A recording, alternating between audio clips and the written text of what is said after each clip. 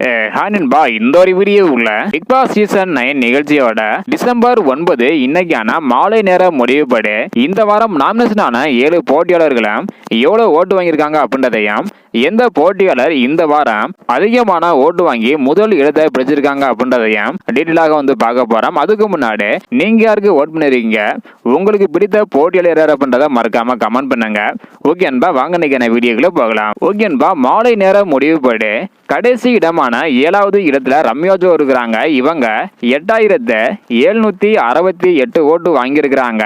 இதனை தொடர்ந்து எஃப்ஜே 6வது இடத்துல இருக்கிறாங்க. இவங்க 11,106 ஓட்டு வாங்கியிருக்கிறாங்க.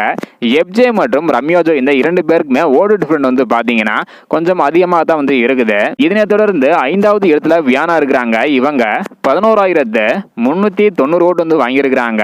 எஃப்ஜே மற்றும் வியானா இந்த 2 பேருக்குமே கொஞ்சம் கடுமையான போட்டி பாத்தீங்கன்னா இருக்குது. இதனை தொடர்ந்து 4வது இடத்துல சாண்ட்ரா இருக்கிறாங்க. இவங்க 24,484 ஓட்டு வாங்கியிருக்கிறாங்க.